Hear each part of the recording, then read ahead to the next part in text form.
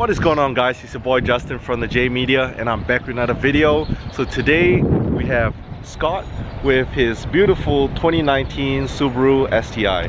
So give me a quick rundown on, for people who don't know what this car is, how long you've had the car for. Yeah, I think I'm coming up on just about 2 years with this one. This is my second STI. I had a 2015 that I really didn't do a lot of mods to, but I got back into it and I've done a lot so far with this one. So we'll start from the outside of the car, from the front end of the car. What's been done to the front end of the car on the outside so far? On the front end, I just have OEM STI front lip. Okay. I've also got fog lights on this one. They don't come with fog lights from the factory, which, which I think is absurd. So had to for sure get some fog lights in there. Okay. Kind of see peeking through the front grille. Front ETS intercooler. Okay. And then on the sides, the thing that stands out the most is definitely the wheels and tires. So yeah, I've got ESR wheels, 19 by 9.5. 35 offset with some Continentals, extreme contacts, 255, 35, 19s. Grip pretty well? Pretty good. Yeah. A little bit more wider tire. I don't have any problems. I'm all stock suspension right now. Okay. So it looks great. I do have to add on the side that I know this is not aftermarket, but these huge brakes from the factory. So are they 6-pot up front and 2 on the rear? Correct. Okay. Massive brakes. Huge. Did they used to be 4 pots on the earlier STIs? Yeah, it was 4 pots. This is the 2018 and 2019 got 6s in the front. Wow. Yeah, they're massive, and this is a factory color, the yellow. Factory. And okay. Look, the lapis blue and the yellow, I think, is the best combo with these colors. And those slotted rotors, are they factory as well, or are they aftermarket? Yeah, they're drilled from the factory. So drill rotors from the factory, the big 6 pots on the front and 2 pots on the rear. Anything else on the side you kind of want to add? That's about it. Okay, and then moving to the rear. The rear. This thing right here. I haven't seen on many other cars is this roof wing right here. It looks pretty sweet.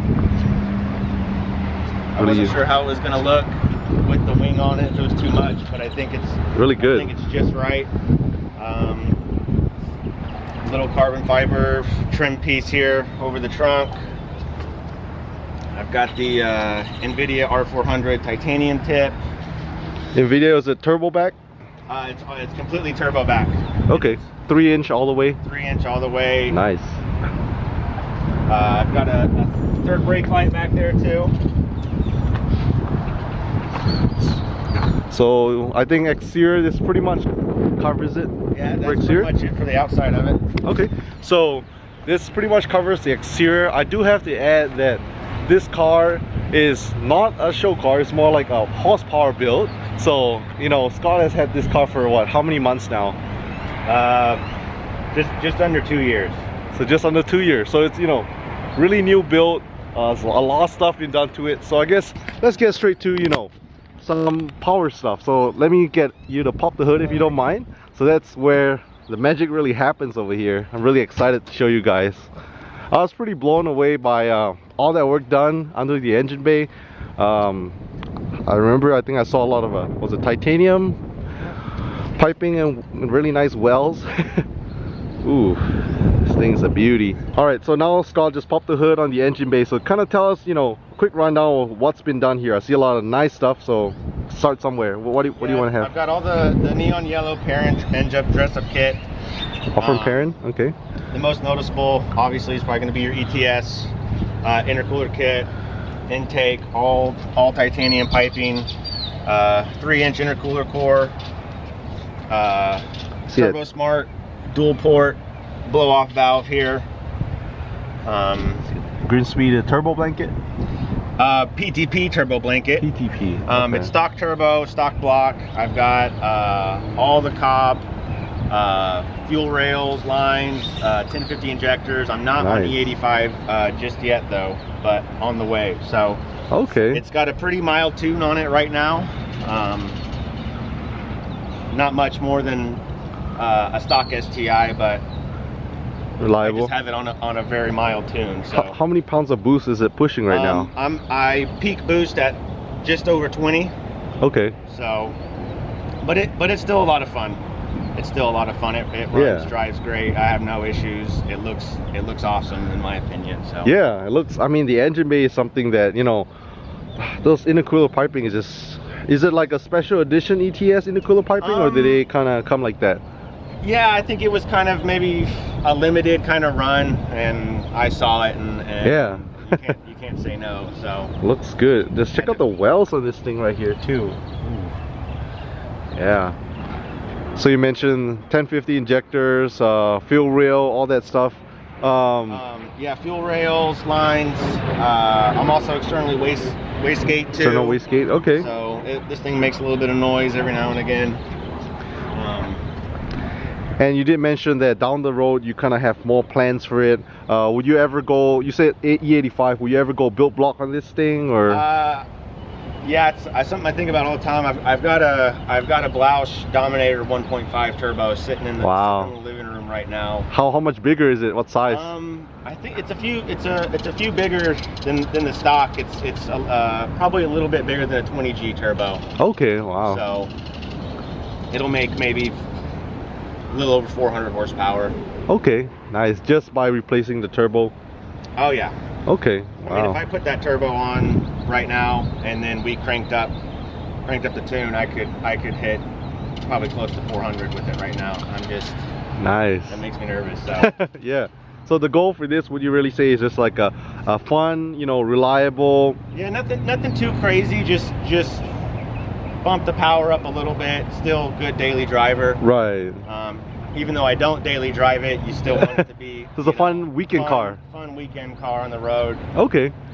Do you ever have any plans to truck this thing, or do you like it just, you know, weekend? You don't want to? Yeah, I haven't really thought about it. I did go on Coda a couple times in the old STI, and that was a lot of fun. Which year was that one? 2015? It's a 2015. Okay. So versus this is the 2019? It's a 2018. 2018. It's the same. It's the same as 2019. So. Okay. Nice. Yeah, the last STI I rode in was a 2016. But Nate had a, you know, full stage 3 on that. But this one, how would you say, how different is it from the, say, 16 to the 18? I'm not sure. I mean, it's this one I like. It's got the Recaro seats in it. I'm sure we'll take a look at in a second from factory. But I'm sure they're probably similar. The V8 chassis, they haven't changed too much.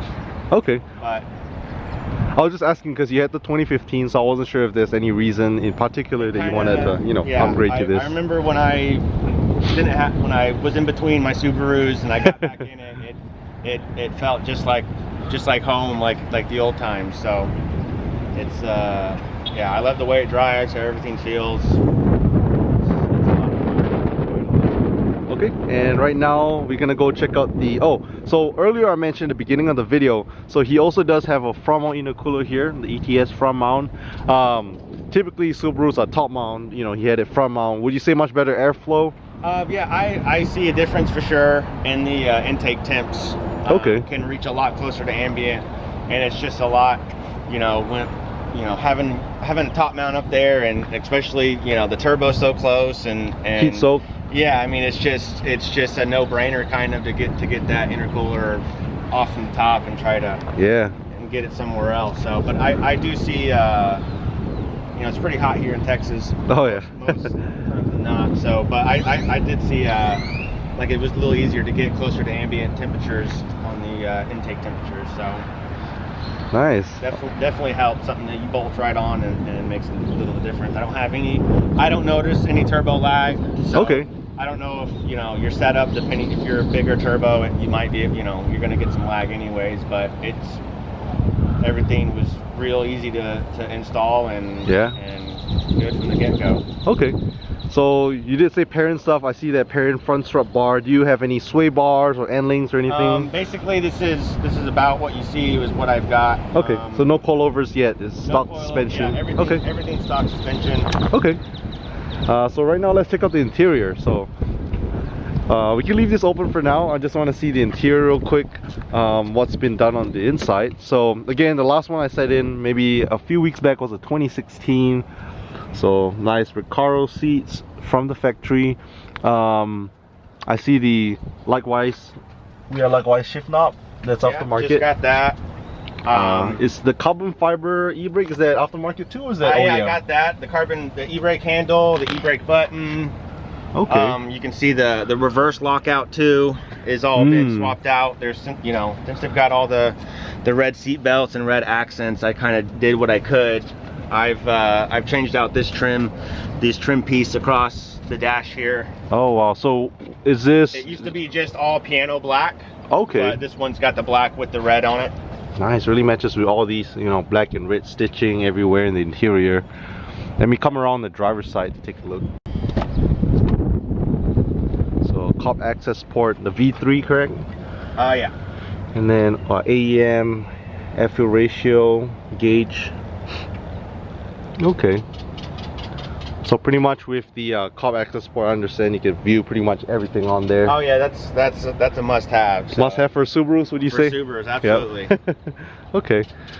Nice. So a lot of I noticed a lot of like suede Alcantara kind of, you know, going on. The e-brake boot and the shift boot, I switched to Alcantara.